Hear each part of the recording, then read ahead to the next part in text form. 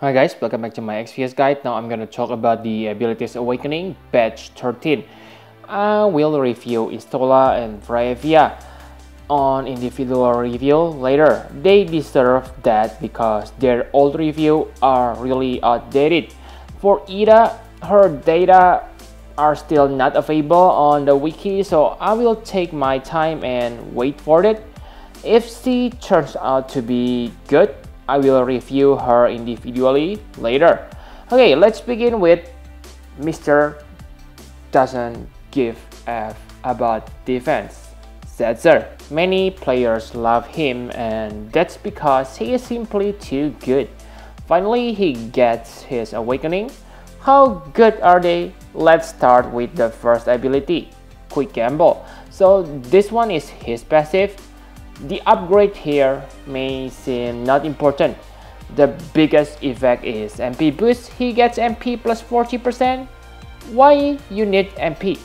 Okay, it is really important because you will see later that Setzer's double dice plus 2 will eat your MP like no tomorrow. So yeah, this MP boost is really good.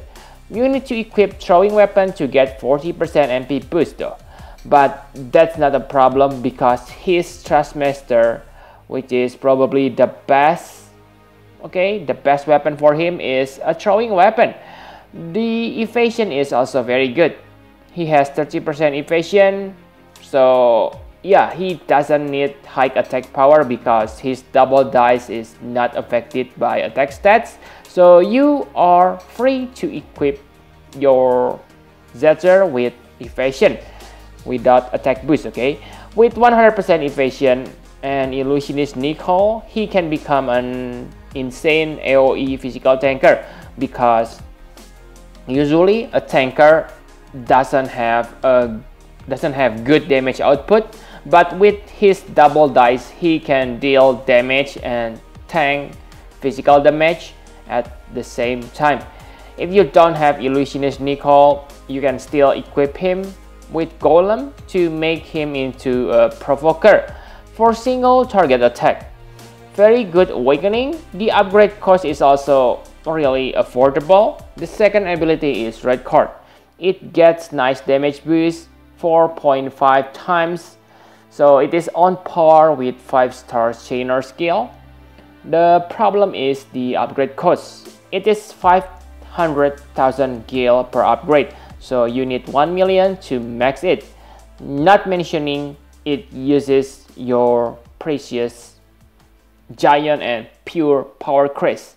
One thing you need to remember is the frames. Okay, it is too fast, 3 frames as its delay. Also, yeah, no one able to chain perfectly with him. And yeah, really guys, you should know that by now that yeah, Setzer is meant to be used when you need his double dice. Okay, so he is a finisher, not a chainer. The last and most important update is double dice. By maxing this, it will increase its damage output a lot, okay, because it removes the lowest damage, okay, 11 or 100, I forgot, okay. And yeah, it adds new 8888 damage to the skill. When max, this means you have 50% chance to deal nice amount of damage, or 7777 or 88888. Very nice. Okay, I really want to retry the Octopus Teacher trial with this awakened Setzer. Remember that this double dice damage is affected by killer and elemental, so make sure you equip the right equipment when you go to the battle, and don't forget to imperil the enemy's elemental resistance. Okay, the upgrade cost is also not that expensive, and it uses Thancred. Thancred is used frequently, but it is less important than support or power crest. Okay, the only bad thing about this upgrade is the MP cost. Now it costs 77 MP per cast. Luckily, they give us 40% MP boost before. Okay, with his normal 20% MP boost, this means he has 60% MP boost. And yeah, that means he has a lot of MP. So if you give him MP regen ability or accessory, he will get a lot MP regen per turn. Okay, so yeah, he doesn't need attack boost. So yeah, focus on MP regen. Before I give him 10 out of 10, I think he is 13 out of 13. Now let's move to Son. So he was also very good on the past because he able to steal the buff and reapply on your allies. But what about his awakening now? Okay, the first awakening, Master Thief, is very nice. With newly normal item drop rate bonus, he is gonna be really useful on the Chamber of Gems when you want to farm Chris. The extra gel is very useful on the raid event, especially he can also steal gil from the enemy. Good awakening. Okay, in my opinion, you should awaken this passive because you will use him a lot when farming and raiding. Yes, the gil cost is quite expensive, but I think it will pays off really fast. Okay, especially because we get Final Fantasy XIV raid event on this week. The second ability, Desperate Strike, it seems good in paper. It deals 7.5 times physical damage without any setup, and with setup you will deal 10.5 times. Yeah, it has 5% chance to miss. Okay, but I think 5% are small. Okay, back to the damage. It has nice damage multiplier, right? Yes, you are right.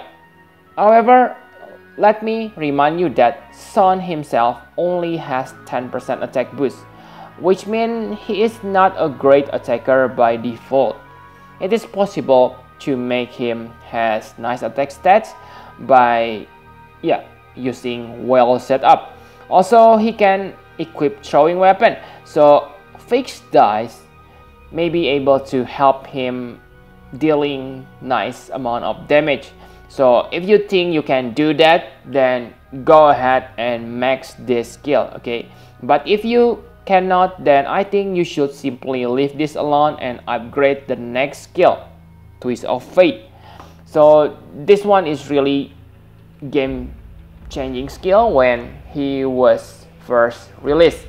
At this moment, it is still good, but I think you rarely need this because we have Soleil, Ramza, Roy, and other top tier buffers. So unless the enemy has insane buff which used frequently, then I think it is better to fill your spot with top tier buffer. Okay, I said frequently because if the buff only casts once, okay, like on the threshold, it won't matter much because this Twist of Fate only lasts for 3 turns. Okay, so yeah, don't bring him if that's the case. One good example for Son, okay, is when you fight Elnat. Elnat has 300% defense or spirit buff, so if you steal that, tasty. The immunity against all stats break is also very good. Maybe if you use UG Joke, then he can help him from that stupid break from his own LB. So yes, I think you should upgrade this because this is his trademark skill, and yeah, this is the reason why Son is good. The cost is not that expensive, and use Green Chris, so feel free to upgrade. Before I gave him 8.5 out of 10. With 3 good abilities awakening, he is 11.5 out of 13. Now, Son of the Bandit, not the other words. Okay, now Minfilia, she was really good back then because she is the only one other than Mary, of course, who able to boost elemental resist by 70%. But now we have Olive and Chloe. Is she still good? So the first awakening is her passive. it gives her 20% all stats boost, so it fixes one of her weakness for lack of stats, okay? And yeah, it makes her able to compete with real 4-star class elemental buffer like Chloe and Olive. The MP regen upgrade is also useful. With 10% MP regen, you won't need to worry about her MP because her skills don't cost much MP. The second and third abilities awakening are good. 80% buff are huge. The most important point is you only need to cast this once every 5 turns. However, ask yourself, are you gonna even use this? Sure, I know 80% is good, but I believe Soleil is better. I don't say these two buffs are bad. They are good, but unless you make her into your main buffer, then I think it is better to save your resources because the upgrade cost is expensive. I think she is useful when you need high elemental resist buff, not the stats buff, okay? So yeah, no need to upgrade this. The last is Leader's Disposition. Again, this one is good when needed, but I think if you have Misty, which is one of the meta character on 4-star class, then you don't need to awaken this. Remember the cost, okay? Misty Clear Veil is simply superior than this. So in the end, my conclusion for Minfilia is she gets very good awakening. However, you may not need them because meta characters like Soleil and Misty are better than her. I think you only need to awaken her passives and bring her when you need an elemental resist buff. But that's just my opinion. If you want to have fun with her, then go ahead. She is good. Before, I gave her 8 out of 10. Now with these awakenings, I think she is 11 out of 13. Now for the rest, Papalymo and Thancred, you shouldn't even bother with these characters, okay? Papalymo is crappy mage. I think it is worse than Seymour, okay? And his awakening is also bad, okay? Nothing fix his low magic stats, so in my opinion you should cheat version 2, okay? For Thancred, he is only maxed at 5 stars, so really why bother? So yep, I think that's all you need to know about this batch 13 abilities awakening. Thank you very much for watching. Please hit the like button and subscribe to my channel for more Final Fantasy Brave Exvius guide. Bye bye guys.